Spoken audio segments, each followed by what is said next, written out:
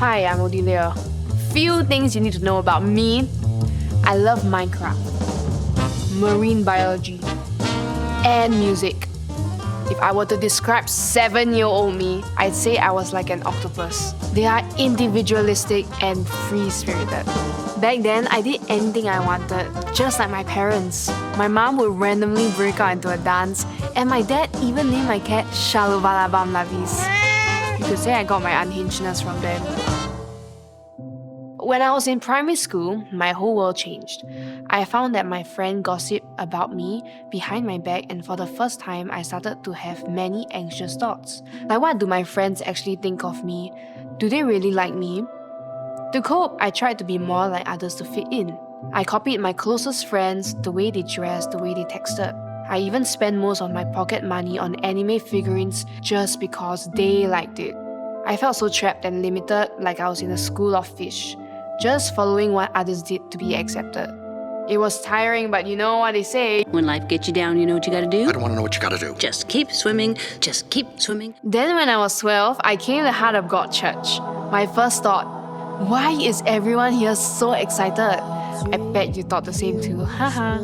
But I felt like I was the odd one out. Everyone here was like, and I was like, they looked like they didn't need to be nonchalant or act a certain way, but they could be themselves. And I wanted what they have. So in one service, when the pastor asked if anyone wanted a relationship with God, I raised my hand and accepted Christ into my life. I really wanted to know God more, so I came back every weekend and started my follow-up Bible study lessons.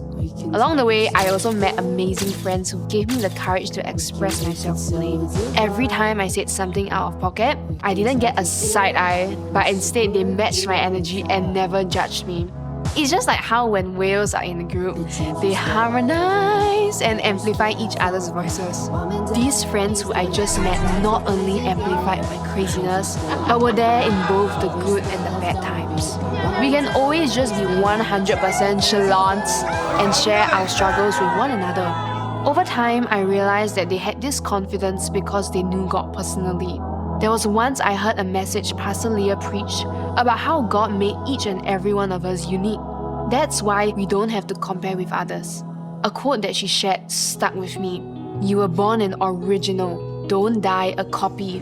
I understood that my personality and every part of me are part of God's design. And that's what makes me, me. So I never have to wonder if I'm too much for others or not trying hard enough. Because I can trust in His unfailing love. I'll always be accepted by Him. As long as I am in God, I can freely be who I am. Now I'm so happy that I can show others that they can be themselves too. So for example, you can do the craziest moves in the mosh pit without being judged. More than that, pastors and leaders also encouraged me that I could use my personality for God. Just like how jazz is big on improvisation and playing music outside the scores, my strength is to be outside of the box. So they trained me to share announcements in our services. One of my biggest pet peeves are people chasing after balls. And host funny videos. When I see people laughing and smiling, I know I am bringing a bit of God's joy to them. Knowing I've been learning music since I was 5, my leaders also trained me to play the bass. Just recently, I played for the first time on the worship team. In the past, I used to play instruments for concerts and awards.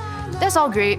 But now when I lead worship together with the team, the presence of God comes and I get to literally impact lives. I'm so grateful. Who knew that when I embraced who God made me to be, God could use me to make a difference? Recently, I remembered that before any of these happened, Pastor Lynette also prayed for me. She prayed that I would understand why God has placed specific gifts into my life. And while I don't have all the answers yet, I am starting to see a glimpse of that. So today, if I met my younger self for coffee, I will give her this verse. 2 Corinthians chapter 3 verse 17. Where the Spirit of the Lord is, there is freedom. Sometimes in life you may feel like you need to copy people around you or be like other people. Well, I've been there before. Or maybe you're constantly thinking about what you need to do to be accepted. Know that in God there is a freedom to be yourself that you can't find anywhere else.